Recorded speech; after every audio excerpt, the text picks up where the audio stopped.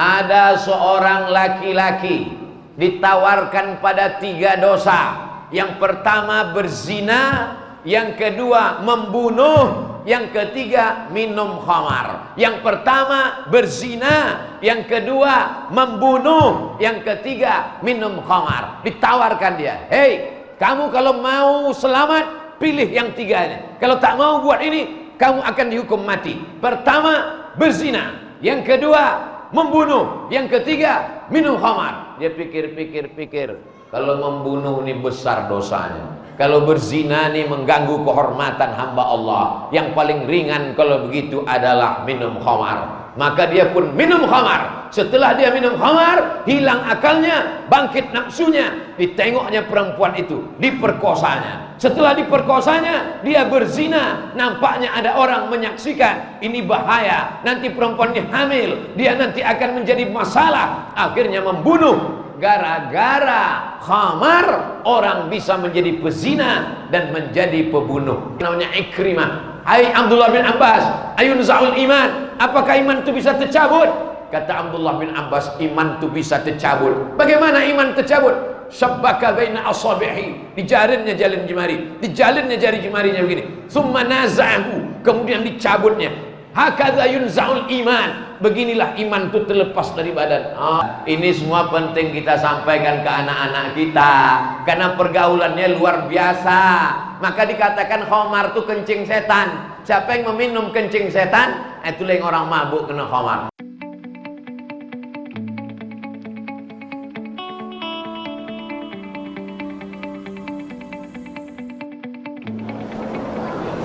Bismillahirrahmanirrahim. Assalamualaikum warahmatullahi wabarakatuh.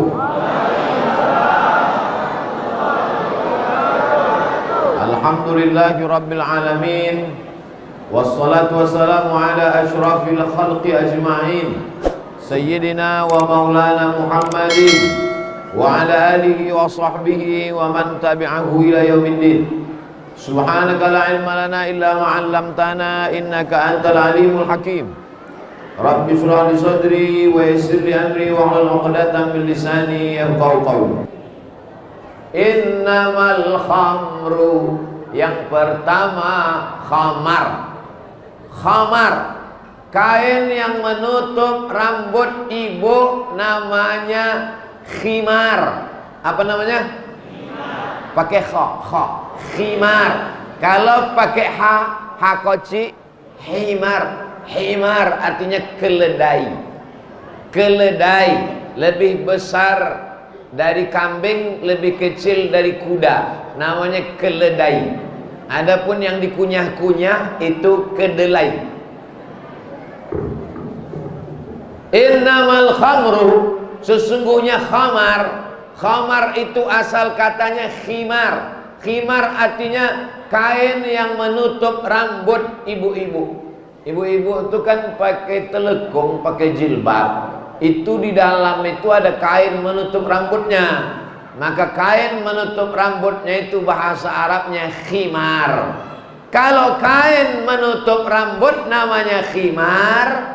Kalau khamar, apa hubungan khamar dengan khimar? Kalau khimar menutup kepala, kalau khamar menutup isi kepala. Orang kalau sudah minum khamar, tertutup otaknya, tertutup isi kepalanya, tertutup akalnya, tak bisa dibedakannya mana kawan, mana lawan, mana musuh, mana tetangga, mana anak orang, mana bini orang, mana bini dia.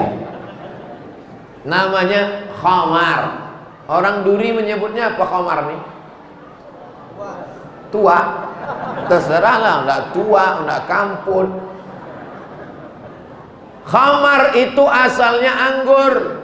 Anggur itu di Mesir murah pak, murah bu. Musim panas, anggur itu 1 kilo cuma 2 pon. Zaman saya kuliah di Mesir tahun 1998 sampai 2002, 4 tahun saya di Mesir. Musim panas, bulan Juli, bulan Agustus, banjir anggur. Anggur tuh sekilo cuma 2 pon. 1 pon 2000 perak. Berarti sekilo anggur berapa perak? 4000 perak anggur sekilo. 4000 perak anggur sekilo. Balik saya ke Pekanbaru, saya ke supermarket, saya tengok 70.000. Gemah ripah loh jenawi, tongkat dan batu jadi tanaman. Tengok anggur 70.000. 4.000 perak harga anggur sekilo. Kalau sudah banjir, anggur-anggur busuk, anggur-anggur berulat, anggur-anggur hitam. Maka anggur ini di Jazirah Arab sejak zaman jahiliyah memang banjir. Akhirnya anggur itu dipijak-pijak. Anggur itu diinjak ramai-ramai. Yang menginjak itu kaki yang elok, kaki yang busuk, kaki berkurap ikut menginjak. Lalu kemudian anggur tadi disaring pakai kain. Setelah disaring pakai kain, dimasukkan ke botol. Setelah dimasukkan ke botol seminggu, bebuih dia melalui proses namanya fermentasi. Lalu disitulah otomatis keluar satu zat yang disebut dengan alkohol. Bukan bahasa Arab, walaupun pakai al. Alkohol, almari, aluminium bukan bahasa Arab. Alkokat bukan bahasa Arab. Alkohol itu tercipta dengan sendirinya. Siapa yang mau buat alkohol, besok pagi beli anggur sekilo, habis itu di blender, setelah blender masukkan ke botol, simpan selama seminggu, bebuih dia, maka dia sudah berubah menjadi khamar. Kalau diminum hukumnya haram. Kalau kena kepada pakaian, ikhtilaf ulama. Nanti kita bahas.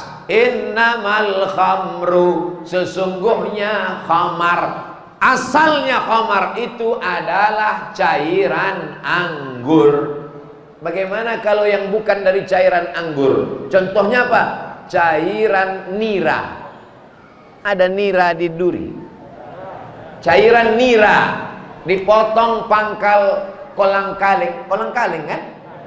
Potong pangkalnya kolang-kaling itu apa? Hah? Terserahlah apa, pokoknya bertangkai. Dipotong, habis itu menetes, ditampung pakai buluh, pakai bambu, manis. Tapi kalau dia dibiarkan bermalam, dikasih ragi, bebuih, melewati proses fermentasi, maka dia berubah menjadi ada zat alkoholnya. Maka kalau ada orang minum nira yang sudah fermentasi bebuih, ada alkoholnya, berubah dia menjadi tua. Apa hukum tua?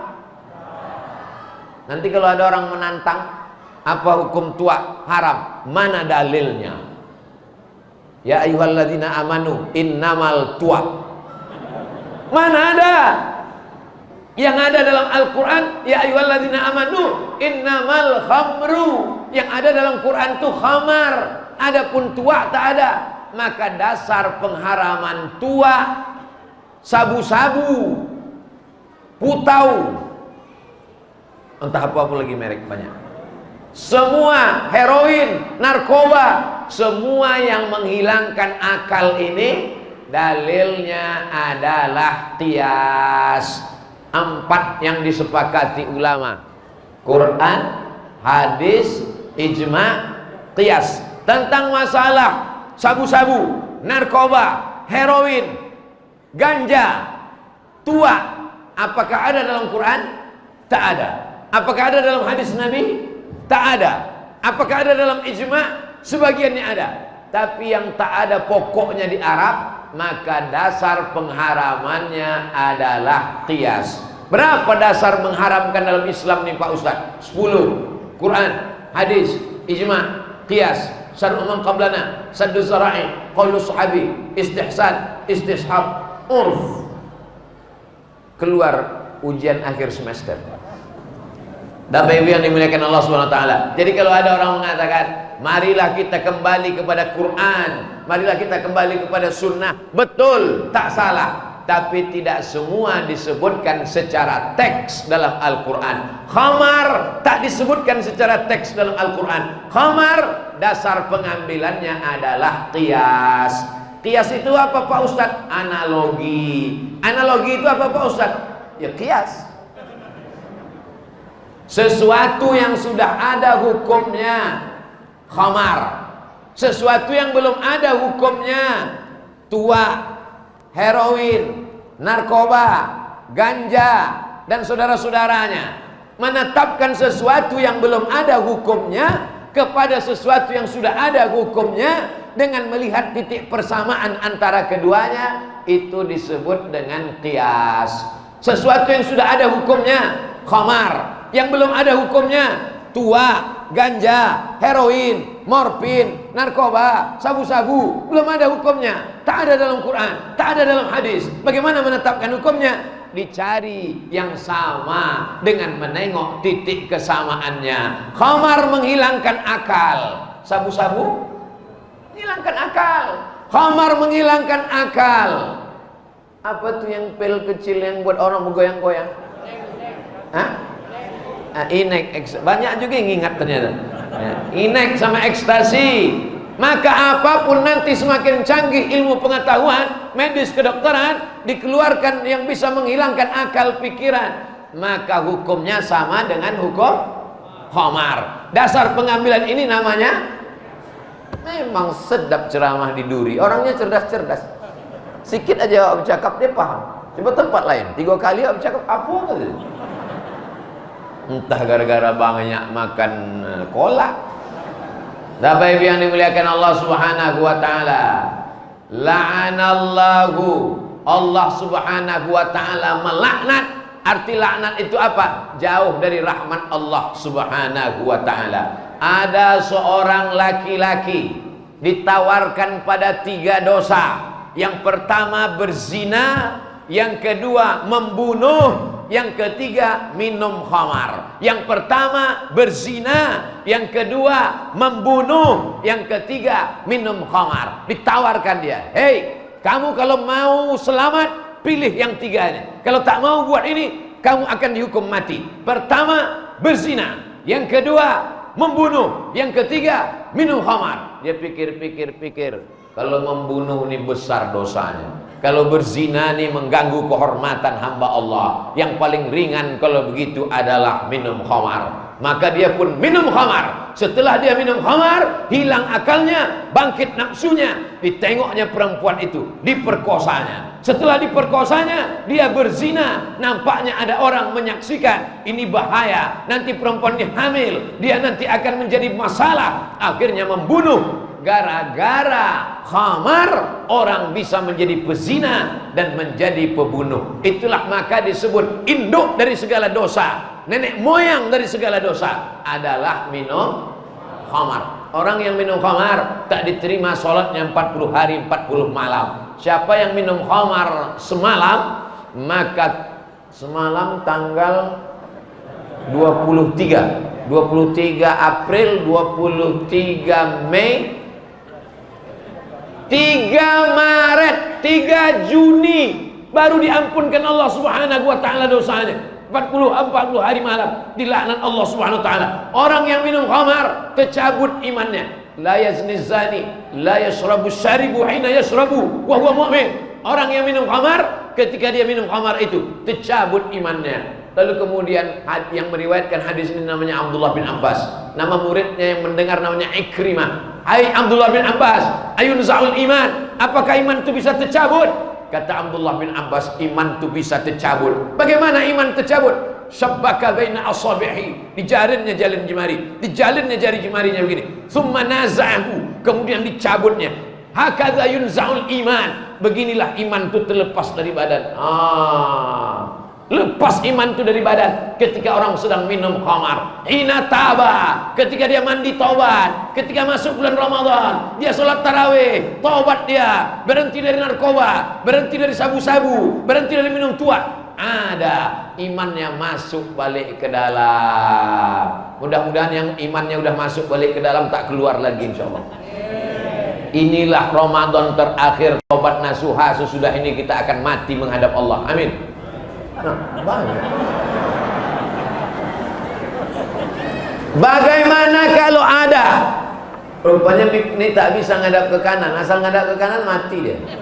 Bagaimana kalau bagaimana kalau ada orang mau minum khamar, duit tak ada karena khamar ini harganya mahal. Akhirnya apa yang terjadi?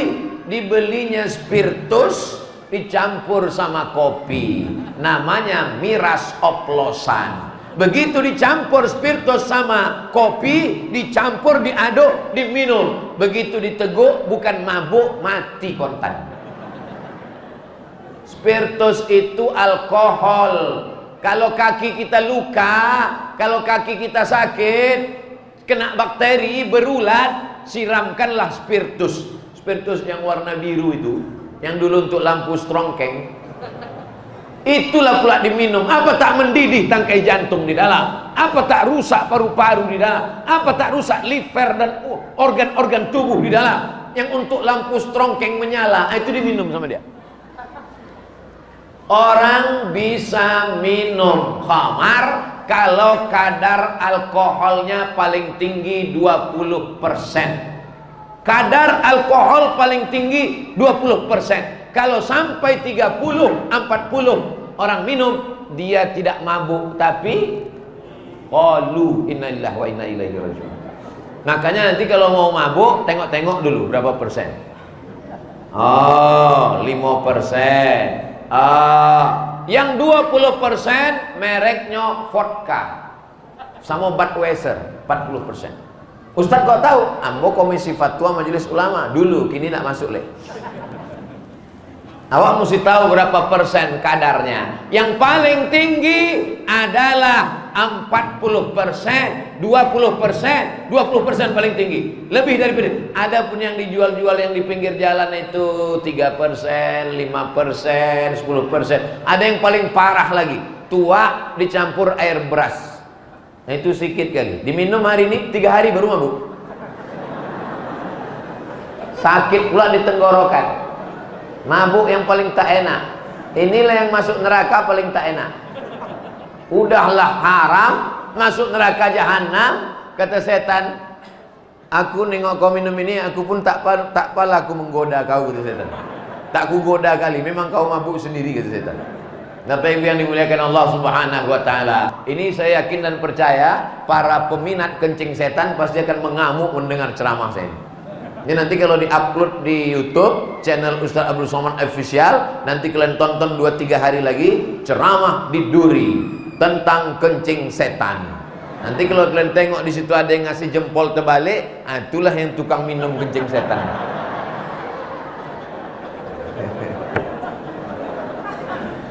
Pak Ustadz, bagaimana kalau kami muda dulu suka minum khamar, kami suka pakai narkoba? Innallaha la yaghfiru an yushraka bihi. Allah tidak mengampuni dosa syirik. Wa yaghfiru ma duna dzalika liman yasha. Allah mengampunkan dosa selain syirik. Kabar gembira bagi yang pecandu narkoba, yang dulu mengisap ganja, yang dulu minum khamar, yang dulu minum tua, yang dulu pakai morfin, yang dulu pakai ekstasi. Sebelum masuk dia pakai ekstasi, sebelum dimakannya ekstasi, sebelumnya diminumnya ekstasi, kepanasannya begini dia kipas. Nah, begitu udah masuk ekstasi, kipas itu diam, kepala dia goyang.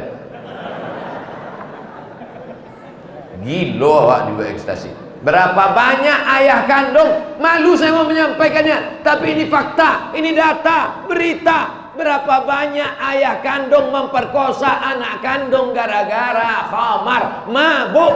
Sudahlah miskin, susah, melarat, minum khamar, balik, mabuk, tak bisa dibedakannya. Mana bini dia, mana anak dia, habis hantam kromo, bantai saja, riba sudi. Nauzubillah. Mudah-mudahan kita diselamatkan dari khamar ini. Paling enak ceramah tentang sabar. Orang kalau ceramah tentang sabar tak ada orang marah. Jamaah sekalian, marilah kita sabar.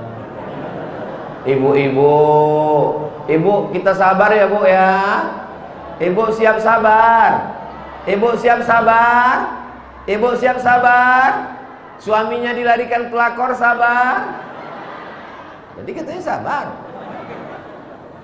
Kalau sudah cerita khamar, maka orang marah. Abdul Somad cerita tentang khamar, bandar sabu-sabu marah, penjual narkoba marah, tukang minuman khamar marah, yang tukang memberikan izin supaya buka pabrik khamar marah, yang tukang jualan khamar marah. tapi saya tak peduli. Yang penting saya sudah menyampaikan. Yang amar ma'ruf banyak, mari sholat, mari puasa, mari baca Quran. Tapi yang nahi mungkar banyak orang takut. Kita laksanakan amar ma'ruf nahi. Saya tak menyalahkan ustaz-ustaz yang amar ma'ruf, karena itu memang sudah kewajiban kita bersama. Tapi yang mungkar nih mesti kita jelaskan supaya anak-anak kita tahu, cucu-cucu kita tahu. Saya dibawa oleh BNN, Badan Narkotika Nasional. Assalamualaikum.